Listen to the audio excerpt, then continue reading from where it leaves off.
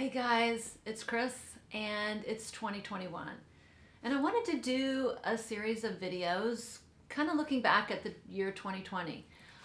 Perfume purchases that I made, fragrances that I loved to wear, fragrances that I wore the most, designer fragrances that I like the most, niche fragrance I like the most. You know, take a real hard look at my fragrances and see if I can thin them down to fragrances that I really love or really like a lot. I am overdue for a declutter. I declutter kind of on a constant basis when I do a lot of blind purchasing, and some of them just don't work out. And a lot of times they just head out the door. What doesn't happen is that I don't get rid of fragrances that I just don't wear, that maybe I like a little bit, or for whatever reason I just don't want to get rid of. And I think that time has passed. I think 2020 was a year we probably bought more fragrances than we had planned. I know I surely did. And I kind of want to stick to fragrances that I really, really love. So the first video I want to do, I think I'm going to do like a series of videos. Firstly, because I'm actually on vacation this week and I'm really excited about it. I haven't been on vacation since July. So I'm going to do a series of videos. And the first one I want to do is fragrances that I wore the most last year. Now, these aren't necessarily the fragrances that I love the most or my very favorite or, you know, desert island type fragrances. They're just fragrances that I wore the most, whether it was because of practical reasons or work-related reasons. So I narrowed it down to 10. And if you've ever watched any of my videos, you'll know that that is quite the task. I'm not really good at narrowing things down, but I think I narrowed it down to 10. I have 10 and maybe a couple of honorable mentions. But I'm going to talk about the 10 fragrances that I wore the most, niche and designer, in the year 2020. So I'm going to go ahead and get started. Okay, so the first fragrance I picked up, and again, this is not in any order. The first fragrance I picked up is a fragrance by the House of Killian, and that is Good Girl Gone Bad. Now I'm kind of far away from the camera today, so I'm going to link everything down below like I always do. This is my classy, polished lady fragrance. When I want to be classy, put together, and polished, this is the one I pull in the spring and summer because it is a white floral fragrance, but it has a really pretty note of apricot. And it comes from the osmanthus shrub, but it's just a beautiful fruity floral that to me does not give me a headache, and I just feel pretty. I feel classy and put together when I wear this, and I love it, and I wore it a lot. I wore it a lot last year, so it had to make my list. So that's Good Girl Gone Bad. So the next one I grabbed is a real polarizing fragrance. You either love it or you hate it. And I personally love it. That's why it's in my video. And it's by Kurkdjian, and it is, yes, Baccarat Rouge 540. I love it. I wear it all the time. My husband got this for me when it first came out, I think 4 years ago, and then I bought this bottle myself end of February, beginning of March, and I've put some wear and tear on it. Sometimes I feel like I baby it. I don't want to wear it a lot, but with the number of fragrances that I have, I think I can pretty much spray this with wild abandon and not worry about running out. I love it. I think it's fresh and sweet, and that's what I smell, and it's an all year round fragrance for me. I tend to wear it in the spring and summer more, but I'm not going to be apologetic about it. I love it, and I think she's a beauty. Okay, so the next fragrance I have is, I can hear my dogs. The next fragrance I have is, are you done? Lady Fanny, are you done? Okay. The next fragrance I have is a fragrance by Byredo. I've owned a couple of Byredos, and gosh, I've been really disappointed with the lasting power. I had Gypsy Water. Oh my gosh. Nope. That lasted like 10 minutes. Literally, you'd spray it and it'd be gone in a half an hour. And then I owned Mojave Ghost for a couple years, and I actually did like that. I wore that for a couple years. I finally decluttered that this summer. But a fragrance that's been in my house for a couple years that gets a ton of love is Bal D'Afrique by Byredo. Now this is the big fragrance, and it gets a lot of love. This fragrance has a real nice dent in it. This gets worn by myself, and this gets worn by my husband, who likes it a whole lot too. So this is just so pretty. I tend to wear this in the spring and summer because to me it just is a real refreshing fragrance. This has it has these juicy fruits. I think there's orange and lemon. It's a very juicy fragrance, but in the background there's definitely vetiver. And I love vetiver. Vetiver tends to be a masculine note. I love it.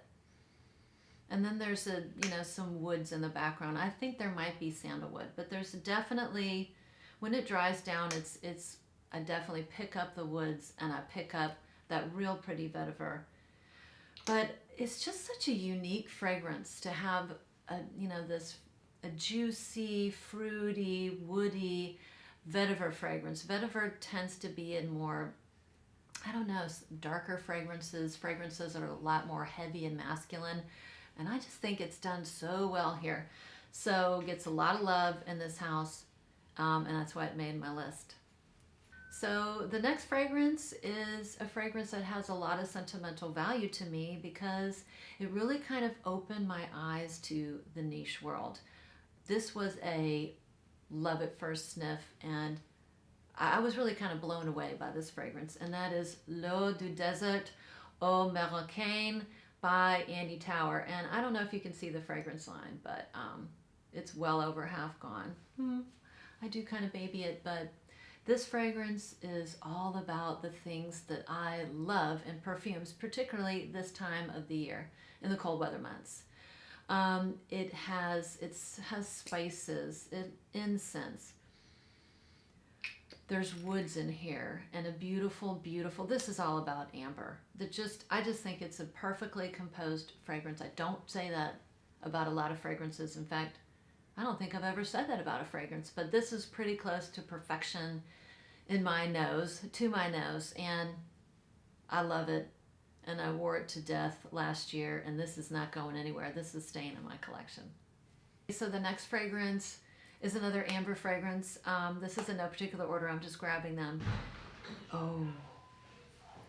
Hello? Oh. The next fragrance on the list is a fragrance by the House of Histoires de Parfums, and that is Amber 114. I love amber. And this is just a beautiful amber, and I tend to wear this fragrance in the colder months and when I want to get dressed up. This is date night fragrance. This is black tie fragrance. This is when I go out and I'm really kind of dressed to the nines. This is a beautiful note of thyme in it. So there's thyme and nutmeg. It gives it just a little bit of a kick. I like to call this my amber with a kick. Gives a little bit of a kick, but just beautiful, absolutely unisex, very easy to wear. I actually have friends of mine that don't particularly go for the darker, deeper type of fragrances. Hi, dogs. My dogs just came in the room. I have a fan club. Some of my friends that don't tend to like the heavier, richer fragrances that I like, they'll smell this on me and say it smells good, which kind of is surprising. Not a huge projector, which is good because it's kind of rich and heavy, but you have a nice little scent bubble. But yeah, I love this, and it gets a lot of love. Don't really wear it in the warmer weather, but this is, in the warmer weather I don't wear this. This is really my cold weather fragrance, so she's a good one. The next fragrance I have is a fragrance that I got in 2020, and I got it in the spring. And I remember that because this was a fragrance that I wore when I started going back to work again. And, when I started going back to work, I would have to do weird hours, and oftentimes I would be there by myself late at night, 11 o'clock at night, midnight. And so I could wear whatever I wanted to, and I wanted something that kind of put a pep in my step, that really kind of lifted my spirit. And the fragrance that turned out to be that fragrance is Gris Dior. This is my easy reach. This is the easiest reach in my collection. I put way too much thought into the fragrances that I wear on a day-to-day basis. I mean, what's the weather like? Is it cold? Is it hot? Is the sun out? Is it raining? What color am I wearing? I mean, all that goes into the fragrances that I pull. And this is the easiest fragrance in my collection. I don't have to think about pulling this fragrance. It could be any weather, any time of the year. It doesn't matter what I'm wearing.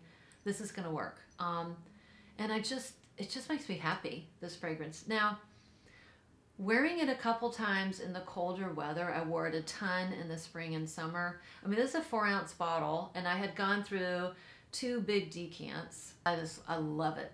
It's a rose, patchouli, oak moss fragrance, but it doesn't smell dated. It doesn't smell like those 80 or 90s ships. I have a couple of those fragrances, and they do smell dated. This does not. This smells very modern. It's a beautiful modern take on a ship. But this is definitely a desert island fragrance. I love it.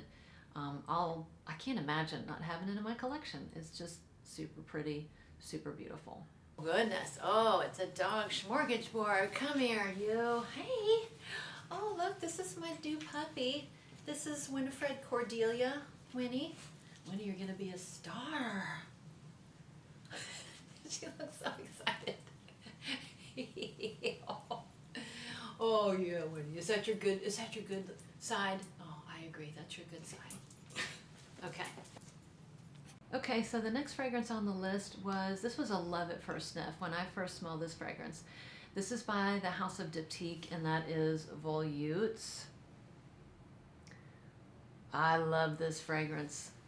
As you can tell, this gets a lot of love. And I wear this one in the fall and winter, and I wear the Eau de Toilette in the spring and summer. This is a beautiful honey tobacco fragrance. There's a little bit of woods, and in the Eau de Parfum, you can smell some iris. There's iris in here. This is just a classic, beautiful. This is absolutely a top 10 in my collection. I'm taking this with me on a desert island. So the Eau de Parfum is readily available. You can get this anywhere. Now the Eau de Toilette, that's a whole different story. This one I wear spring and summer, and I want you to look at the label. So if you do get an Eau de Toilette, which I don't recommend because this one was discontinued many, many years ago. So if you're getting a new bottle, it's either not authentic or it's at least 4 or 5 years old. So I would recommend getting the Eau de Parfum, and if you get it, make sure that the label looks like this and doesn't look like anything else, okay? But these are just beautiful, beautiful honey tobacco fragrances I absolutely love. I love tobacco, and I love that honey tobacco collection. These will always be in my collection. I adore them, and they got a big workout last year. So they're coming with me in 2021. The next one on the list is by the fragrance house Labo. And I kind of struggle with Labo. I don't like a lot of the more popular fragrances, but when I smelled this fragrance, and I know when I smelled it, that they date the bottle. They give you a personalized bottle. It was in 2014. And I fell in love with this perfume. This is Rose 31. This is and you can tell, she gets a lot of use. She gets wear. This is a gorgeous, dirty, wet rose. I love this perfume. I wear her spring and summer. I wear her when it rains. She has a note of cumin, and I'm glad that I didn't know that prior to me purchasing the bottle. because if I had just read the notes, I probably wouldn't have even sniffed her. I like cumin in my food, but not in my fragrances. They don't work well with my skin. She is just such a pleasant, light perfume. And when I wear this fragrance, when I wear her to work, people will say, "You smell so good, you smell nice and light." It's always, "You smell nice and light." She's so different from the typical rose, and she's very, very different than the roses that are going around right now, which are the rose oud. She's not a rose oud. She's a beautiful, dirty, wet rose, and she got a lot of love last year. She's coming with me in 2021. The next one on my list is an incense fragrance, and if you watch my channel, if you've seen any of my videos, you know I love patchouli, amber, and incense. Those notes I love, particularly in the cold weather.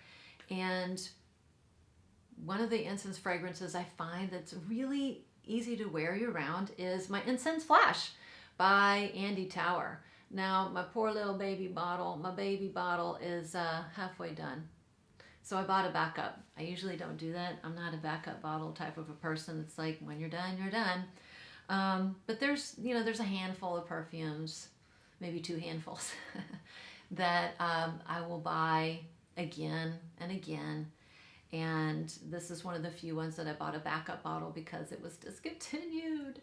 But this is just a lovely incense. It's slightly liturgical. It does have a little churchy vibe, but it's a really dry and smoky incense. And I find that it's easy to wear when it's hot. I actually wear this when it's hot. I wear this hiking in Utah when it's hot.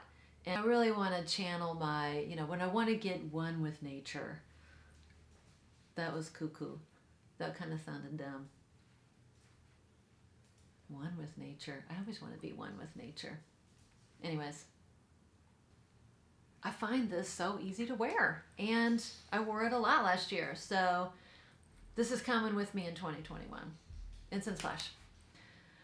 The next fragrance on my list is a fragrance that when I smell it, I think of me. I think of me, and I love this fragrance so much.